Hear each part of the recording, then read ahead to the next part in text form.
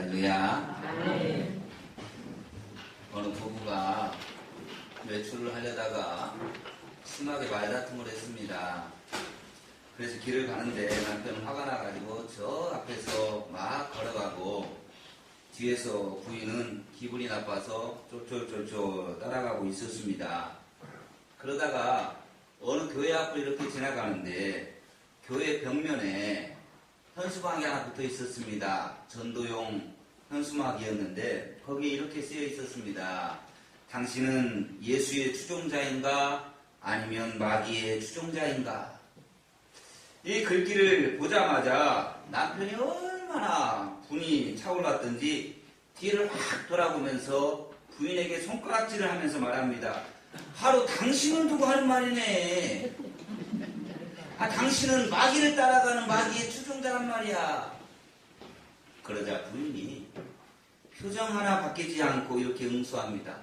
당연하지요. 내가 당신 뒤를 따라가고 있잖아요. 뭔 말인가 잘 모르시는 분도 있을 겁니다만. 지난주 설교 제목을 기억하십니까? 기억하면 용하지요. 주님의 배를 젓는 사람들이라는 제목이지요. 우리 지난주 제목의 설교의 마지막이 충성에 대해서 말씀드렸습니다. 맡은 자에게 구할 것은 충성이다. 그래서 우리가 주님의 배를 함께 저어가는데 우리에게 필요한 것이 충성이다라고 말씀을 드렸습니다. 우리 그것을 기억하면서 우리 옆 사람하고 인사를 할 텐데요. 이렇게 인사합시다. 마귀 따라가지 말고 예수를 따라갑시다. 인사합니다. 마귀 따라가지 말고 예수를 따라갑시다.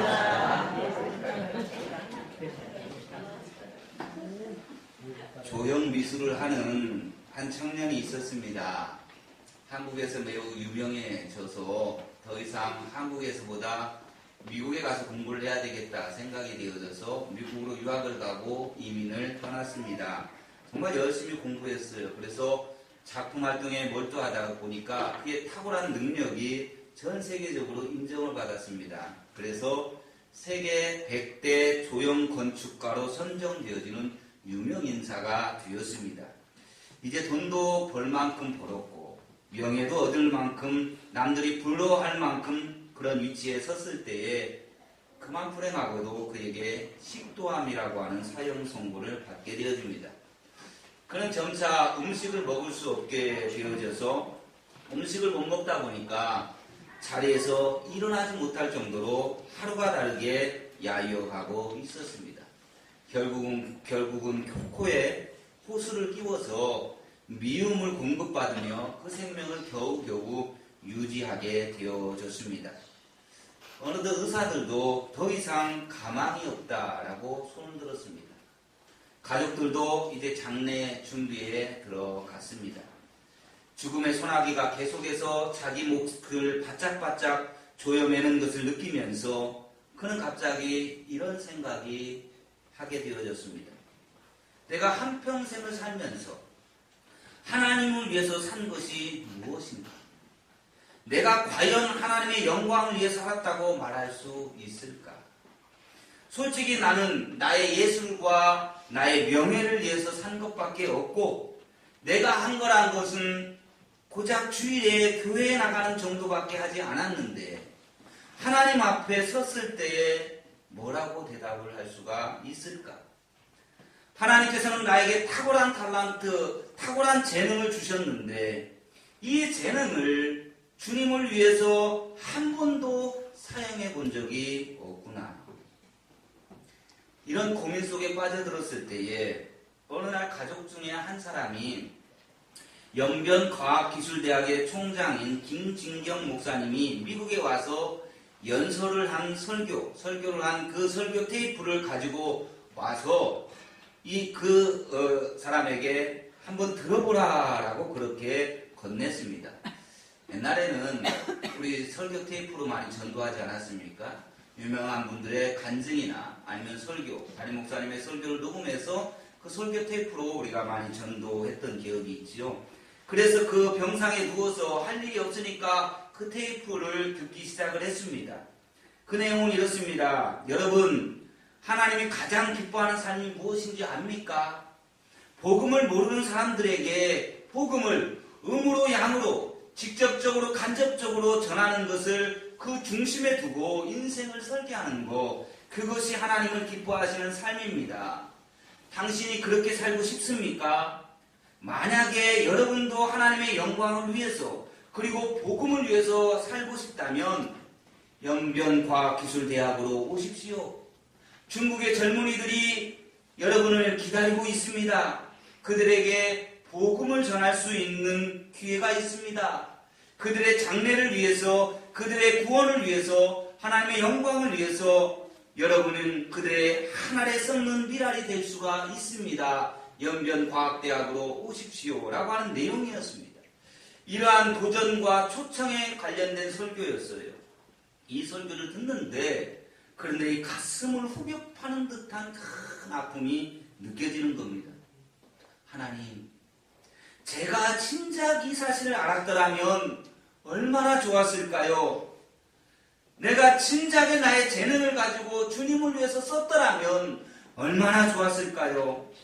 그러나 지금 하고 싶어도 할 수 없는 병든 몸이 되고 말았습니다. 하나님, 지금이라도 저를 살려주신다면 제가 거기로 가겠습니다. 중국의 젊은이들을 위해서, 복음을 위해서 남은 생애를 바치겠습니다. 주님, 저를 불쌍히 여겨 주옵소서. 눈물을 흘리면서 간절하게 기도를 드렸습니다. 그런데 이상한 일이 그 순간부터 일어나는데 그 차갑고 메말랐던 손이 갑자기 따뜻해지기 시작을 하는 것입니다. 그리고 마음속으로 무엇인가 먹고 싶은 생각이 자꾸 들면서 입으로 뭔가가 땡기는 겁니다. 그래서 가족들에게 자신을 좀 앉혀달라고 하고 몸에 코에 집어넣었던 호수를 빼버리고 그리고 입으로 정신없이 미음을 먹기 시작을 했습니다. 그리고 계속해서 미움을 먹으면서 몸이 회복되어져 가는 겁니다. 그리고 며칠 후에 의사들도 깜짝 놀랄 정도로 몸이 많이 회복이 되었습니다. 의사들도 이구동성으로 이런 기적이 어떻게 일어났는지 연구 대상이다라고 그렇게 놀라워 했습니다. 어느 정도 거동이 가능해지자 그는 가방을 쌉니다. 그리고 부인과 함께 하나님과의 약속을 지키기 위해서 연변으로 떠났습니다. 그는 연변과학기술대학의 건축과 교수로 일하게 되었습니다. 이 사람이 바로 연변과학대학 건축과 교수인 권길중 박사입니다. 이 사람은 하나님의 영광을 위해 살겠다라고 다짐한 때에 그때에 그에게 기적이 일어난 것입니다. 그는 지금도 날마다 기쁨으로 충만한 가운데서 하나님을 위해서 그리고 중국의 젊은이들을 위해서 영혼 구원을 위하여서 그의 생애를 던지고 있습니다. 오늘 본문 19절은 이렇게 시작을 합니다. 그러나 하나님의 견고한 터는 섰으니, 하나님의 견고한 터가 무엇을 말하는 걸까요? 여러 가지 해석이 있기는 하지만 그러나 가장 보편적 해석은 교회를 말합니다. 하나님의 교회가 섰다라는 것입니다. 그것도 하나님의 교회가 견고하게 섰다라는 겁니다. 그러면 하나님의 교회가 견고하게 쓰면 그 다음에 무슨 일이 벌어지는가? 그 다음에 말씀이 바로 인침이 있어 일러스되라고 말씀하고 있습니다. 인침이 있다라는 겁니다. 여러분, 인침이라는 것은 뭡니까? 도장 찍는 거예요, 도장. 여러분, 우리가 어떤 계약을 맺을 때에 입으로서만 계약을 맺어요. 구두로서만 계약을 맺는 것은 법적 효력이 없습니다. 그런데 도장을 찍어요. 그것도 인감 도장을 꾹 찍고 나면 그 다음부터는 그것이 법적 효력이 나타나는 겁니다. 연인이 서로 사랑합니다. 서로 사랑하더라도 부부가 되기 위해서는 반드시 결혼서약서, 결혼증명서에 이 도장을 꾹 찍었을 때에, 서로의 도장을 찍었을 때에 그때에 진정한 부부가 되어주고 그 누구도 갈라놓을 수 없는 부부의 삶을 살아갈 수가 있는 겁니다. 여기 인침을 받았다라는 것은 하나님께서 성령의 도장을 가지고 우리를 찍었다라는 말씀입니다. 이 시간 주의 성전에서 나와 예배하는 사랑하는 성도 여러분, 여러분에게는 성령의 인침이 있음을 믿습니까? 아멘. 성령의 인침, 성령의 도장을 꽉 찍었다라는 것은 내가 하나님의 백성이 되어졌다라는 겁니다. 하나님의 아들, 딸이 되어졌기 때문에 그 누구도 함부로 손대지 못하는 권세를 가지고 있다라는 말씀입니다. 사탄도 그래서 하나님의 자녀를 함부로 손대지 못하게 되어지는 겁니다. 우리는 하나님의 성령의 인침을 받았기 때문에, 그래서 베드로전서 2장 9절은 우리에게 이렇게 말씀을 합니다. 너희는 택하신 족속이요 왕같은 제사장들이요 거룩한 나라요 그의 소유된 백성이다 라고 말씀합니다. 왕같은 제사장이 되었다라는 겁니다. 왕의 후손이라는 거예요. 왕의 후손, 세자가 되어졌는데 누가 감히 그를 넘볼 수가 있습니까? 세자가 되기 전과 된 후에는 완전히 달라요. 영의 정도 세자 앞에는 무릎을 꿇고 고개를 숙일 수밖에 없습니다. 이와 같이 우리는 왕같은 제사장, 왕의 후손입니다. 거룩한 하나님의 나라의 백성이고, 그리고 무엇보다도 중요한 하나님의 소유된 백성임을 믿으시기 바랍니다.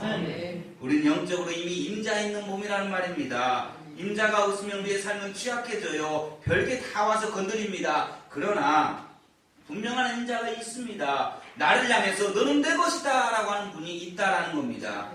그러기에 우리는 하나님의 아들 예수님을 향해서 나의 주님, 나의 주인님 이렇게 고백할 수 있게 되어진 것입니다. 여러분, 우리가 이걸 어떻게 알았습니까? 예수님을 향해서 나의 주인이라고 고백하는 거 어떻게 할 수 있었습니까? 여러분, 우리 머리로 가능한 걸까요? 그렇지 않습니다.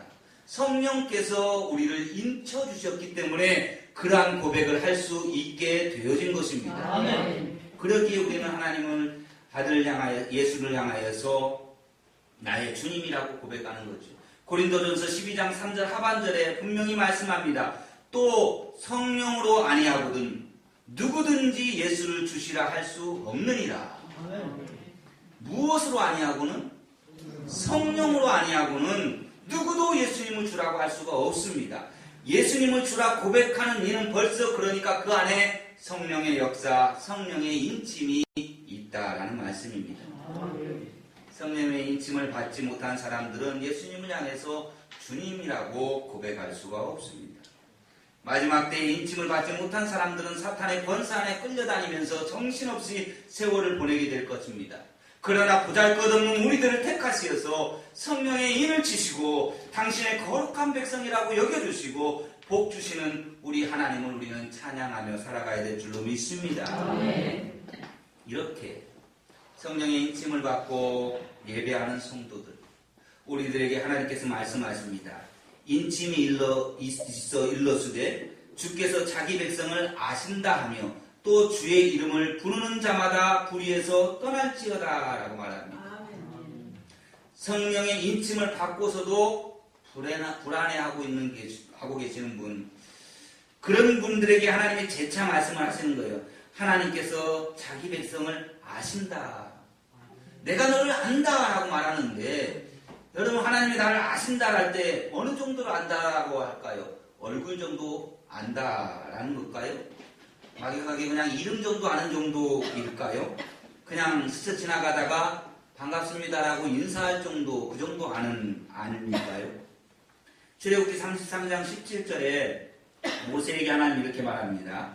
여호와께서 모세에게 이르시되 내가 말하는 이 일도 내가 하려니 너는 내 목전에 은총을 입었고 내가 이름으로도 너를 알미니라. 성경에서 하나님의 친밀함을 표현하는 장면이 바로 이 장면이에요. 하나님이 모세를 잘 아신다라는 거예요.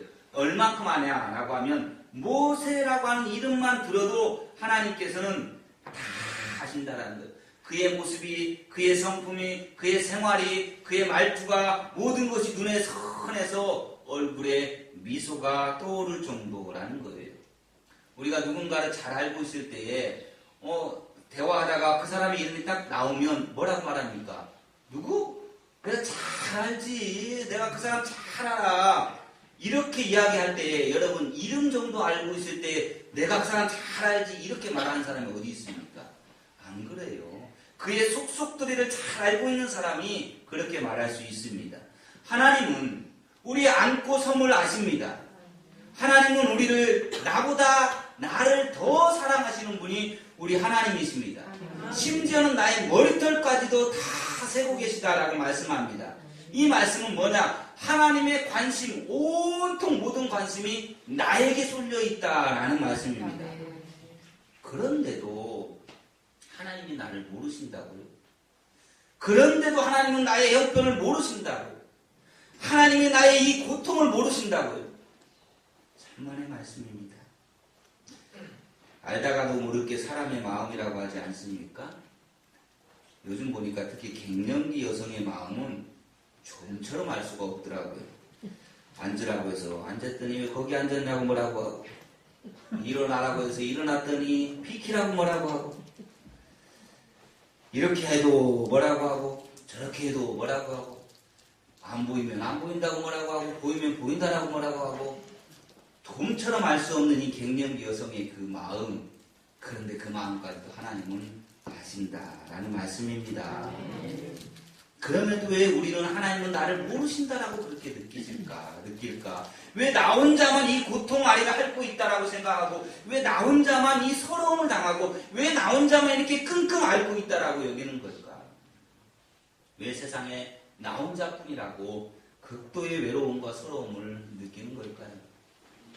그 이유는 바로 이 안다라고 하는 단어를 책상머리에 앉아서 또는 침대에 누워서 공상하며 아는 것 정도로 알기 때문에 그렇습니다. 이 생각 저 생각 머리 굴리면서 아는 것, 밤을 꾹박 세우면서 알까 모를까 해서 알게 되는 것, 그것이 알미 아니다라는 겁니다.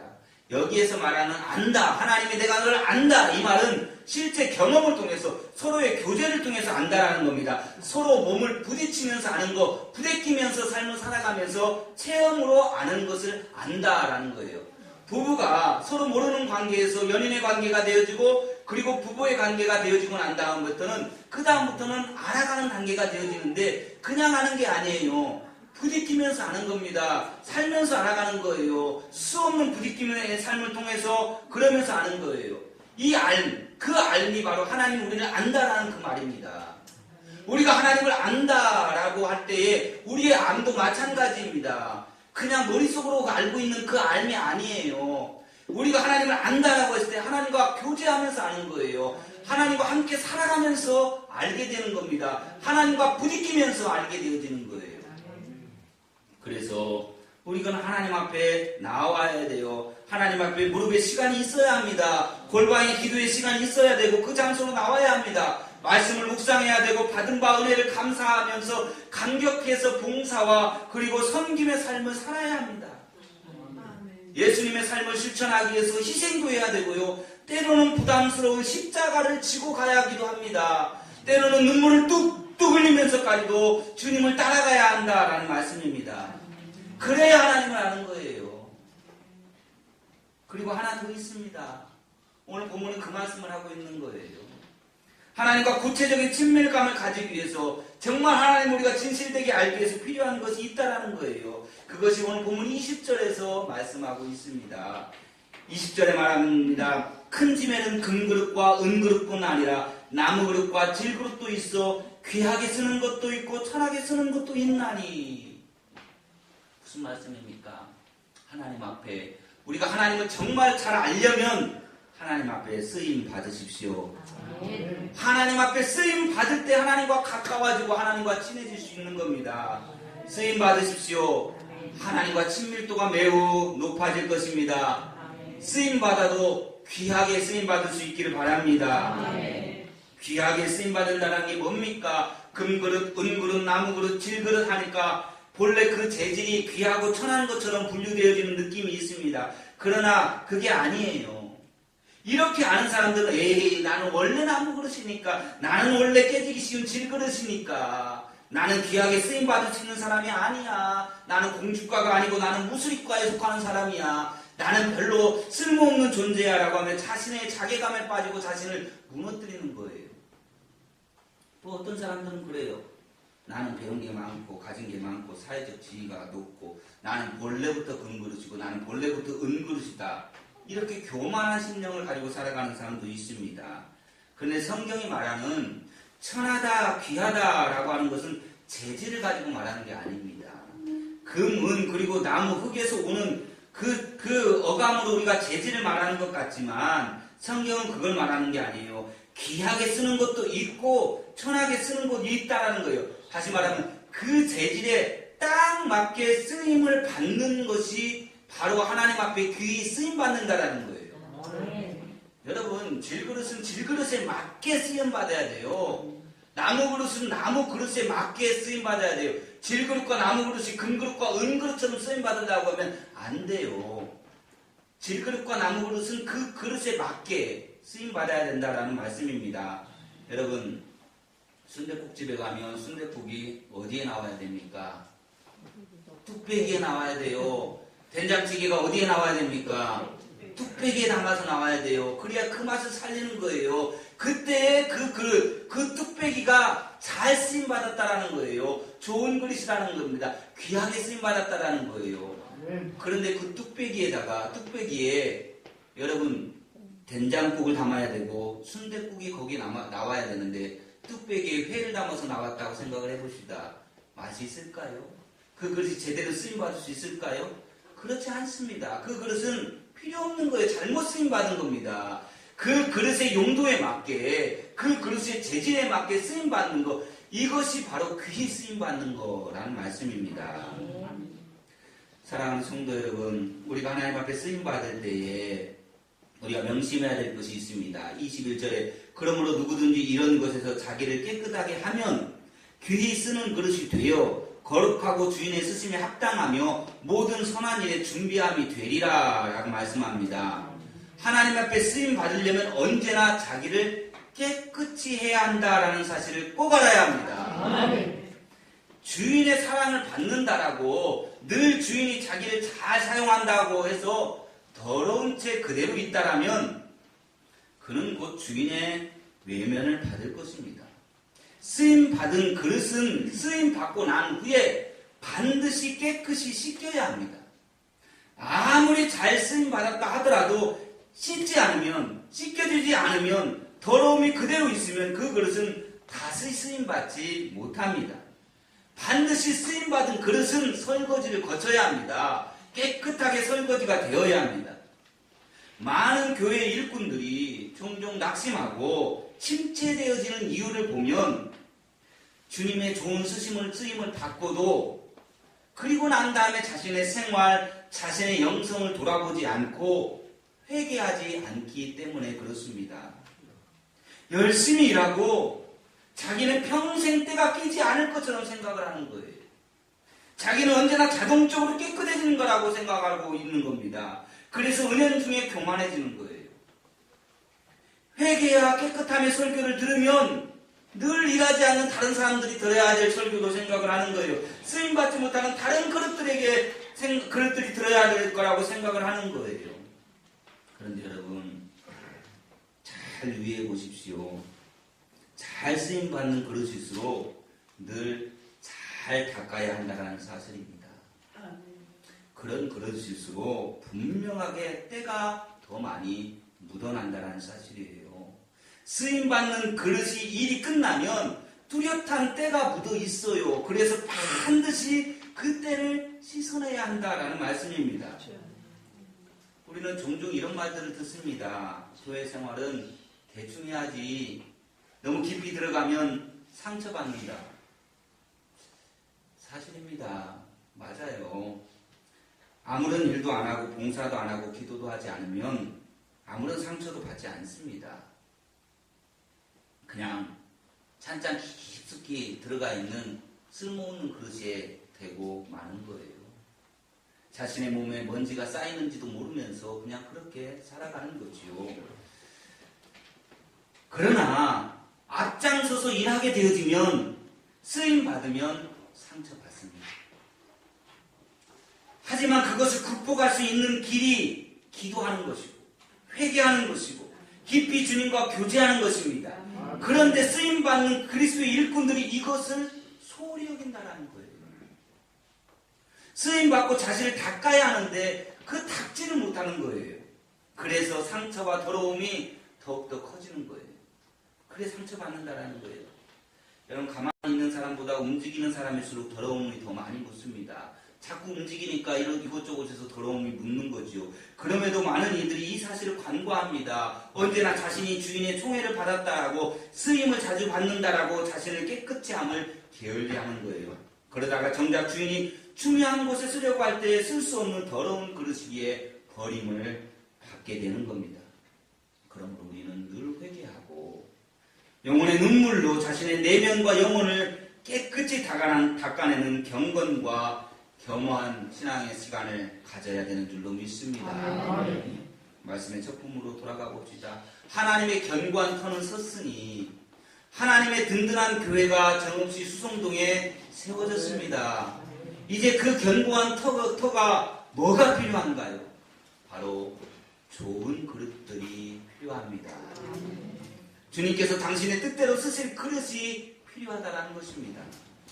꿈의 교회, 이 교회 안에는 하나님께 쓰임받을 수 있는 좋은 그릇들이 더 많이 필요합니다. 때로 담임 목사로서 조급하기도 하고 또 마음이 답답해서 하나님 앞에 기도하는 것은 하나님의 손에 붙들린 그릇들, 언제나 어디서나 쓰임받을 수 있는 그릇들이 교회 안에 늘 부족하다라는 것입니다.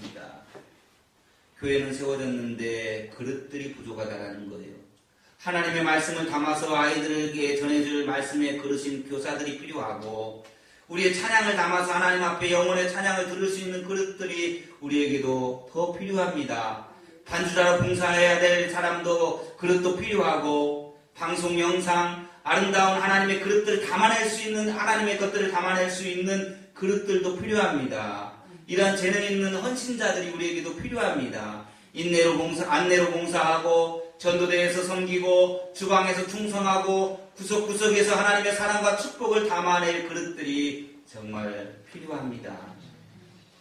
연말이 되어지면 각 교회는 각 기관의 총회로 선교회를 섬겨나갈 임원들을 선택을 합니다. 그런데 그때마다 교회는 골머리를 앓습니다. 어느 교회는 회장 안 하겠다고 교회 안 나온다고 하는 사람들도 있다고 한다고 합디다. 우리 교회는 아니겠지만, 임원 시키면 나 교회 절대로 안 나와요. 안수 집사 시키면 나 교회 떠날 거예요. 권사 시키면 나 이 교회 안 다녀요. 허리 아픕니다. 골치 아파요. 여러분, 하나님의 손에 붙들리는, 하나님의 손에 사용되어지는 그릇이 얼마나 큰 축복인지 아십니까? 하나님의 손에 붙들렸으니까 하나님의 친밀해짐은 말할 것도 없고, 하나님은 그 위에다가 더 큰 복을 더하여 주시는 겁니다. 왜 하나님은 그릇들이 필요하다고 말을 했을까요? 여러분, 일손이 필요하다든지 아니면 충직한 일꾼이 필요하다라고 표현을 했으면 좋았을 텐데, 왜 하나님의 견고한 터, 교회가 세워진 다음에 필요한 것이 그릇이라고 말을 했을까요? 우리 하나님께서, 교회의 주인이신 하나님께서 그릇이 필요한 이유는 뭔가 그 그릇에 담기 위해서입니다. 그릇은 담는 거예요. 담아서 뭐 하려고요? 우리에게 주시려고 하는 것입니다. 은혜를 가득 담아서 우리에게 주시려고 그러시는 거예요. 감사를 듬뿍 담아서 우리에게 주시려고 하시는 겁니다. 평강과 신령한 것을 소박하게 쌓아 담아서 우리에게 주시려는 거예요. 회복과 축복을 꽉꽉 눌러 담아서 우리에게 주시려고 하나님은 그릇을 찾으시는 겁니다. 사랑하는 여러분, 우리 가족에게 축복의 그릇이 되어집시다. 여러분이 우리 성도들에게 평화의 그릇이 되십시오. 여러분의 친구들에게 사랑의 그릇이 되어야 합니다. 하나님께서 거기에다가 담아주시는 거예요. 그러니 그 그릇에 많이 담아서 그것을 나누는 삶을 살아야 될 줄로 믿습니다. 하나님께서는 우리 교회에 복을 주시려고 좋은 그릇들을 찾고 계십니다. 우리가 하나님 쓰시기에 합당한 그릇이 되어야 합니다. 우리가 하나님의 축복을 담을 만한 그런 그릇이 되어야 합니다. 하나님의 사랑을 듬뿍 담을 평강의 그릇이 되어지십시다. 아멘. 하나님의 기쁨을 가득 담을 순종의 그릇이 되어지. 이런 그릇들이 많아야만 우리 교회가 복받습니다. 우리 지역도 복받고 우리의 가정도 덩달아 복을 받습니다. 하나님의 견고한 터가 섰으니 이제 주님이 복 담아주시는 그릇들만 준비된다면 우리는 큰 복을 누릴 것입니다. 우리가 그 복의 그릇이 되어지십시다. 하나님의 교회, 우리 꿈의 교회에는 많은 좋은 그릇들이 필요합니다. 하나님께서 당신의 뜻대로 쓰실 그릇들이 필요합니다. 성령의 감동에 순종하십시오. 그러면 그 그릇마다 좋으신 우리 하나님께서 평강과 감사와 기쁨과 축복을 듬뿍 담아 주실 것입니다. 신명기 28장 2절부터 10절 말씀을 읽어드리고 마칩니다. 내가 내 하나님 여호와의 말씀을 청종하면 이 모든 복이 네게 임하여며 네게 이르리니 성읍에서도 복을 받고 들에서도 복을 받을 것이며 내 몸의 자녀와 내 토지의 소산과 내 짐승의 새끼와 소와 양의 새끼가 복을 받을 것이며 네 광주리와 떡반죽 그릇이 복을 받을 것이며 네가 들어와도 복을 받고 나가도 복을 받을 것이니라.